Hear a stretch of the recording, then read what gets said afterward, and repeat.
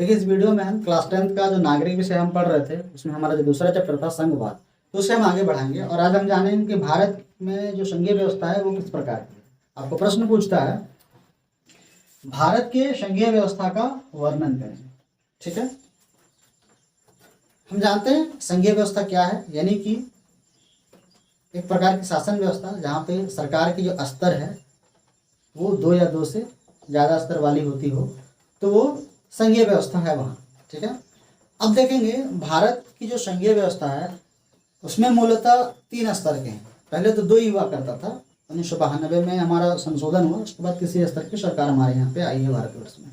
तो पहला है केंद्र स्तर की सरकार, दूसरा है राज्य स्तर की सरकार, और तीसरा है तीसरे स्तर की सरकार, जिसके अंतर्गत पंचायती राज व्यवस्था और नगर पालिका आती है। इसको हमको लिखना होगा कैसे, देखिए, जब आपको प्रश्न पूछ दिया गया कि भारत के संघीय व्यवस्था का वर्णन करें, तो आप लिखेंगे भारत की संघीय व्यवस्था में सरकार की स्तरें 3 स्तर की है, जो निम्न प्रकार है। पहला नंबर में आप लिखेंगे केंद्र सरकार।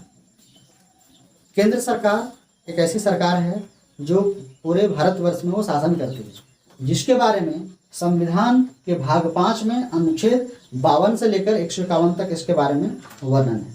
साथ में संघीय सरकार जो है जो कानून बनाती है, तो उसके बारे में संविधान में एक सूची बनाया गया है, जो संविधान के 7वें अनुसूची के तहत एक उसमें संघ सूची बनाया गया है। संघ सूची में ऐसे विषय वर्णित किए गए हैं जो कि कुल 100 विषय हैं उसमें।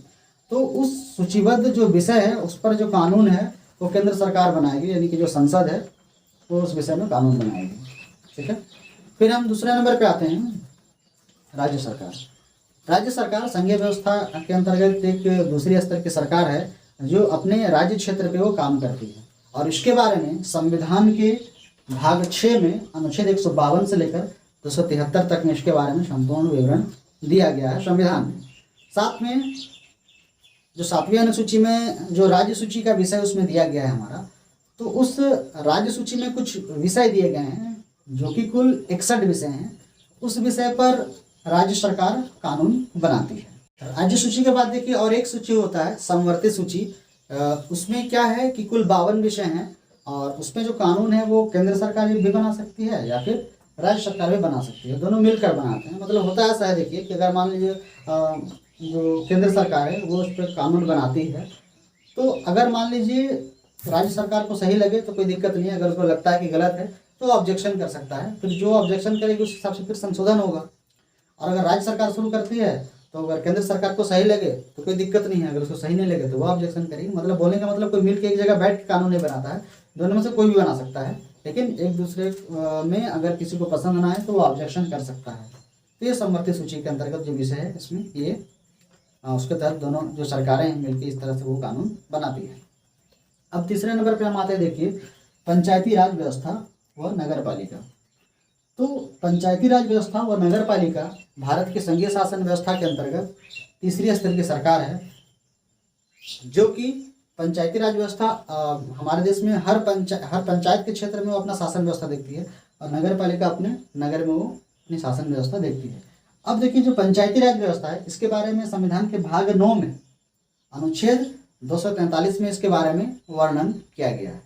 हम बात करेंगे 1992 से पहले इस तरह का पंचायती राज व्यवस्था वाली सिस्टम्स नहीं थी संविधान में, संवैधानिक तौर पे। तो क्या हुआ कि 1992 में 73वें संविधान संशोधन के तहत 11वीं अनुसूची को जोड़ा गया, और जिसके तहत पंचायती राज व्यवस्था के लिए जो संवैधानिक नियम से वो लाई गई, जिसके तहत क्या होता है कि पंचायत स्तर पे जो निकाय वहाँ पे जो भी लोग हैं, जैसे मुखिया, वार्ड सदस्य, पंचायत समिति, ये सारे जो लोग होते हैं वहाँ पे अपनी शासन व्यवस्था को देखते हैं। और जो पंचायती राज व्यवस्था के तहत जो शक्तियाँ हैं उनको शक्ति कौन देते हैं? केंद्र और राज्य सरकार देते हैं। तो इसे जो है शक्ति का विकेंद्रीकरण भी कहा जाता है। अब हम देखिए नगर पालिका के बारे में जानते हैं। नगर पालिका क्या है, इसके बारे में जो है 74वें संविधान संशोधन 1992 के तहत 12वीं अनुसूची में इसको जोड़ा गया, और जिसके तहत नगर में जो शासन व्यवस्था है नगर पालिका के तहत शासन व्यवस्था को देखने के लिए करी गई पूरी व्यवस्था। तो इस तरह से आप बोल सकते हैं कि भारत की संघीय व्यवस्था का पूरा वर्णन आप कर सकते हैं। आशा करते हैं इस वीडियो में आपको भारत की जो संघीय व्यवस्था है उसे आप समझ पाए होंगे। अगर आपके लिए वीडियो हेल्पफुल रहा हो तो आप वीडियो को लाइक करिएगा, शेयर कीजिएगा, और चैनल पे अगर आप नए हैं यानी कि चैनल को अभी तक आपने अगर सब्सक्राइब नहीं किया है तो सब्सक्राइब जरूर कर दीजिएगा। फिर मिलते हैं अगले वीडियो में। धन्यवाद।